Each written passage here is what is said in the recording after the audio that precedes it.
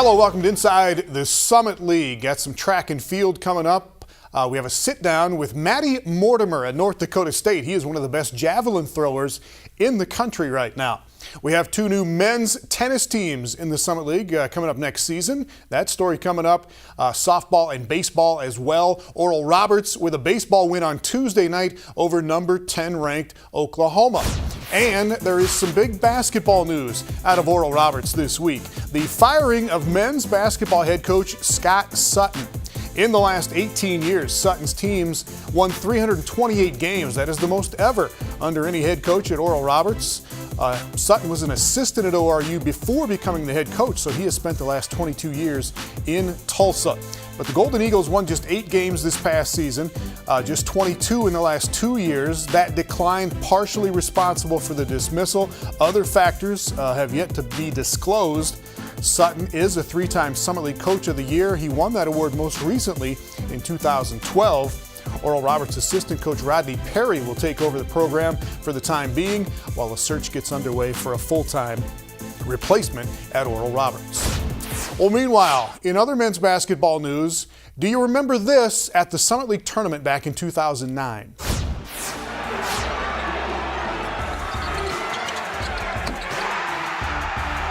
Ben Woodside for North Dakota State with the game winner against Oakland in the championship game in 2009.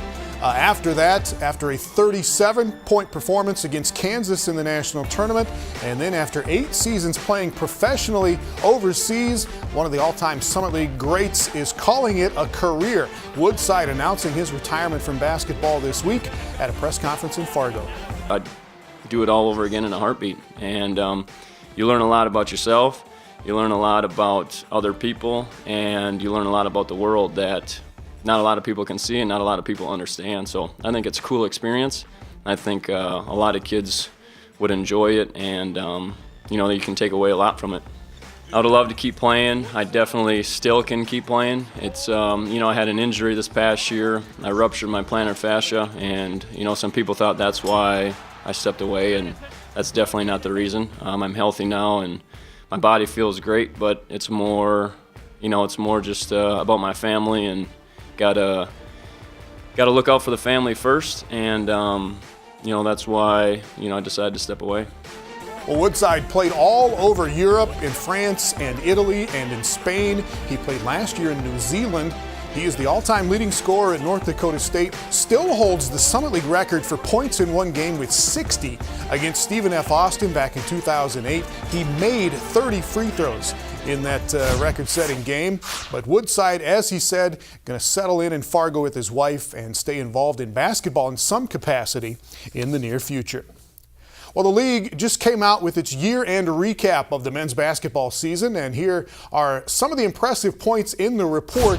The Summit finishes 14th among the 32 Division I leagues in the USA Today Sagarin rankings. That is a new all-time high in those strength of conference ratings. The league sends at least 3 teams to the postseason for the 6th consecutive season. South Dakota State to the NCAAs this year, South Dakota to the NIT, and Fort Wayne to the CIT. South Dakota State's Mike Dahm leads the league in scoring at 25.1 points per game.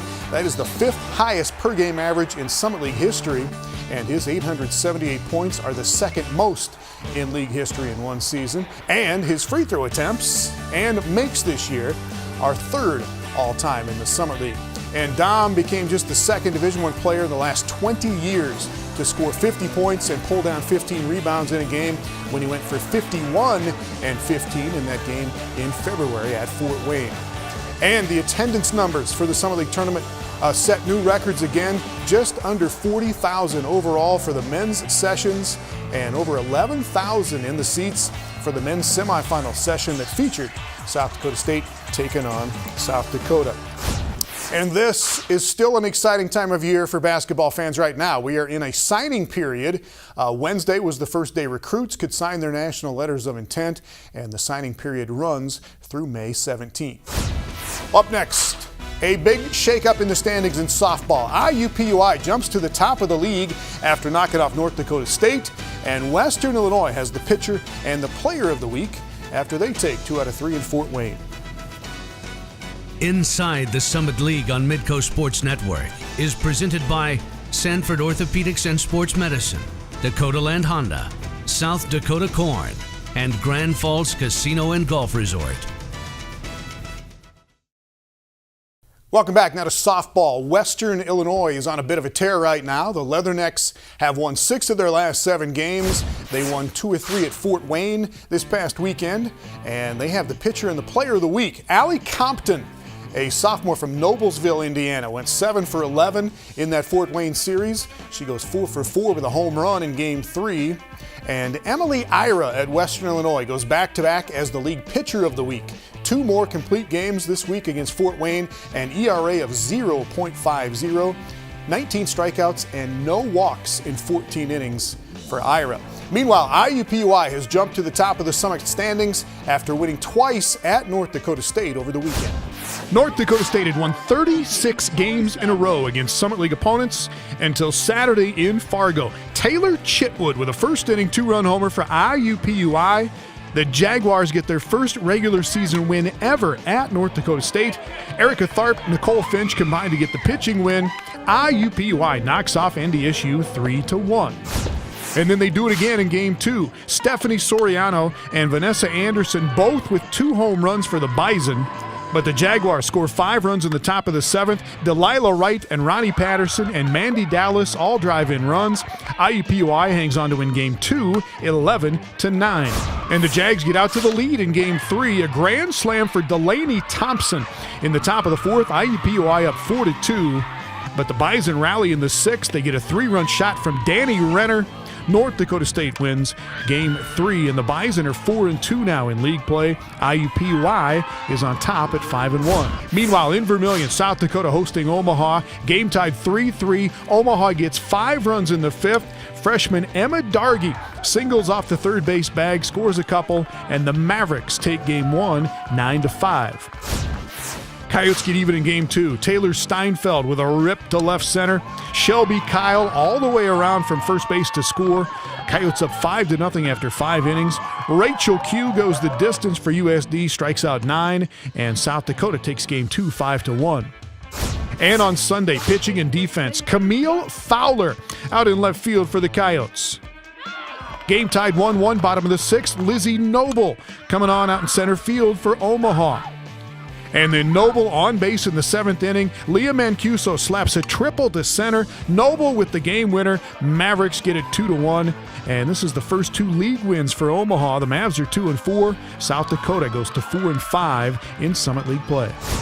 Up next, there is a saying that goes, the key to winning baseball games is pitching and 3-run home runs. Well, there were no 3-run dingers, but there was some great pitching across the league over the weekend. We will check it out next. Welcome back. Now to baseball. Oral Roberts stays hot. The Golden Eagles with a sweep of Fort Wayne, and ORU is now 11-1 so far in league play. Oral Roberts also with a 3-2 win at home on Tuesday night against 10th-ranked Oklahoma. Noah Cummings with a couple of hits and 2 RBI, and 4 Oral Roberts pitchers allowed just 5 hits and strike out 10 in that win over Oklahoma. Meanwhile, Western Illinois wins 2 or 3 at Omaha. Western with 27 runs in the 3 games. Mitch Ellis goes 9 for 17 in the series, earns his first Player of the Week honors. A junior from Diamond Creek, Australia, goes 4 for 4, scores 3 times as the Leathernecks win 14-4 on Friday. Highlights of that series coming up in a couple of minutes. Meanwhile, Ethan Kenkel at South Dakota State, Pitcher of the Week. Senior from Storm Lake, Iowa, gets his first college win on Sunday, goes 6 innings against North Dakota State, gives up just 2 singles and strikes out 6 for Kenkel. Well, another South Dakota State pitcher has put up some pretty unbelievable numbers so far this season. Chris Halber has not pitched enough innings to be considered in the official Summit League stats, but he would certainly be the ERA leader right now because his earned run average is 0.0. Halber has pitched 18 innings, given up just 5 hits, walked 5, and has 22 strikeouts, which is 11 per 9 innings, which is also the best in the league right now.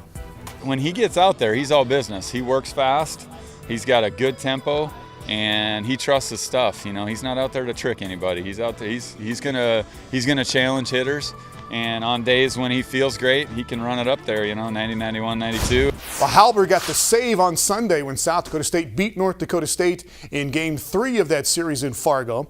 And there was some more great pitching in this series, most of it by North Dakota State in the first 2 games. Here are the highlights. Friday night in Fargo, Luke Lind. Not only outstanding on the mound for North Dakota State, but outstanding on the mound for North Dakota State. Lind throws 107 pitches, 75 of them for strikes, gets ahead of hitters all night. He gives up 1 single in 7 innings, ties a career high with 8 strikeouts, and Lind shuts down the top offense in the Summit League. NDSU freshman Bennett Hostetler goes 3 for 3 with an RBI, and the Bison beat the Jackrabbits 4-1. Same score on Saturday, but Reed Funenstein dealing in this one for North Dakota State. 8 strikeouts for him in 7 2/3. Mason Perchalski drives in 2 with a single and a sac fly. Funenstein gets his 3rd win of the year, and it's 4-1 Bison in Game 2. More pitching in Game 3. Jordan Harms for North Dakota State goes 5 innings, just 1 run. He was great. And not pictured, but Ethan Kenkel of South Dakota State, 6 innings, 6 strikeouts. Jackrabbits win it 1-0 to salvage Game 3. The Jacks are 7-5 in the league. The Bison are 6-6. Meanwhile, Western Illinois at Omaha. The Leathernecks are roughing up Omaha starter Corey Binger. Get to him for 9 hits and 8 earned runs in 5 innings. Chris Tashita with 3 RBI for Western, and the 10-run rule in effect in Game 1. Leathernecks 14-4. Much better for the Mavs in Game 2. Grant Supanchik with a solo homer in the top of the first. Sam Murphy, 7 strong innings on the mound, 7 strikeouts. Marcus Ethan adds a 2-run homer, and Omaha evens the series with a 4-2 win. And then they slug it out in Game 3, 21 runs on 26 hits. Ben Sellers, 3 hits for Western Illinois. They build an 11-2 lead. Omaha comes back with 7 runs in the 6th inning. Riley Harold with a double down the line, and the Mavs claw back to make it close, but Western pulls it out 11-10. Western Illinois is 6-6, Omaha 5-7 in Summit League play. Up next, he is from England, started his college career in New Orleans, and is now one of the best javelin throwers in the United States, competing for a Summit League school in North Dakota. Welcome back. North Dakota State has developed a lot of great track and field athletes, and they have a great javelin thrower this year. Matti Mortimore grew up in Great Britain. He was an English national champion, and he is now one of the best in the United States. Brian Shawn has more from Fargo. Is Matti Mortimore of North Dakota State. Prodigy. That was the word used to describe NDSU senior Matti Mortimore as he grew up in England. As an 8th grader, he had never thrown a javelin until trying it out in a physical education class. And when he did, the 12-year-old made an instant impression. We just all lined up, picked up a javelin and threw it. And she stood in front of me, and I was worried I was going to hit her, but she said, "Oh, don't worry, you won't throw this far, you won't hit me." But I threw it over her head. And so she suggested I go to my local athletics club. From there, throwing the javelin became a passion, something he practiced day and night. I had this huge yard, and I threw literally every night for the whole winter. And it would get dark, and I'd be trying to rummage around and finding my javelins in my yard. And yeah, one thing led to another. I had a good coach, and I just sort of arrived on the scene. I'm Matti Mortimore, I'm 16 years old. My best is 68 meters 88. Mortimore bursted onto the scene nationally, setting the under-15 British record by 5 meters. It led to a lot of attention, including appearances on several television programs and shows in the UK. There was definitely a lot of pressure and expectation. And I was, a young prodigy coming up, and I broke the British record by so frequently and by such a huge margin. It was like, oh wow, this kid. But obviously it has never or yet come into fruition. But I'm throwing well now. Matti went on to set more national records in the under-17 and under-20 divisions, representing Great Britain at the 2012 World Junior Track and Field Championships in Barcelona, Spain. His performances led to a scholarship offer at the University of New Orleans, so he left for the United States to compete. I got a scholarship, and who doesn't want to go to America? So I came, and yeah, I had a really good coach there, but he left after the first season. And I wasn't in a good position. I wanted to leave, and Justin got into contact with me. So He knew I was looking to leave because I think my old coach told him. He called me up and said, hey, I have a great guy, would you be interested? I said, yeah, oh yeah. So that's kind of how we got in contact, and it just, everything is lined up right. When I flew in to Fargo, I just saw this sort of little collection of houses basically. And I was like, what is this? It was so flat. Matti redshirted at NDSU in 2014, then finished 7th at the NCAA Outdoor Track and Field Championships as a sophomore, setting a school record mark at 238 feet.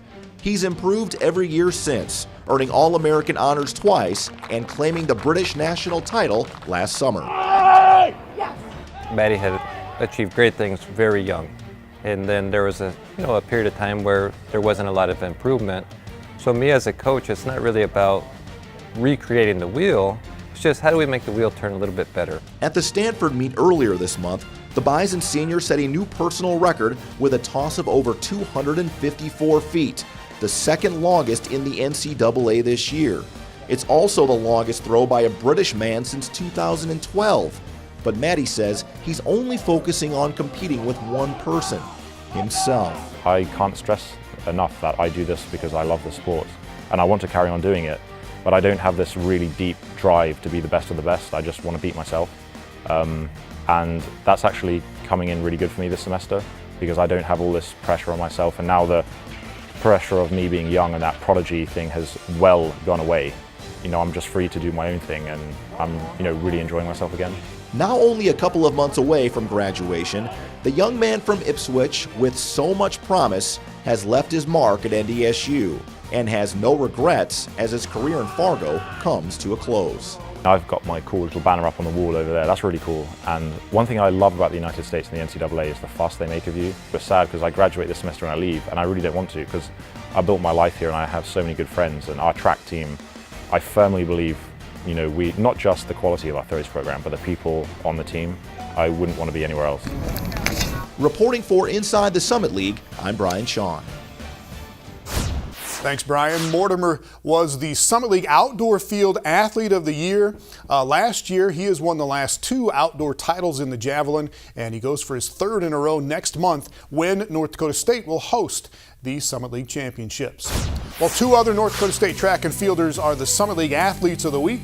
Alex Renner, a senior from Watertown, South Dakota, he won the shot put at the Husker Spring Invite at the University of Nebraska. Renner beats his own school record with a heave of 63 feet and 1/4 inch. Renner also finished 2nd in the hammer throw in that competition at Nebraska. And at that same meet, Alyssa Olin wins the javelin for North Dakota State.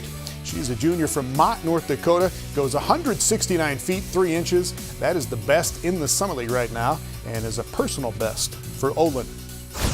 Well, more track coming up next. Highlights from a South Dakota duel between the Coyotes and the Jackrabbits, plus women's tennis in Omaha and news on 2 new tennis teams joining the Summit League next season.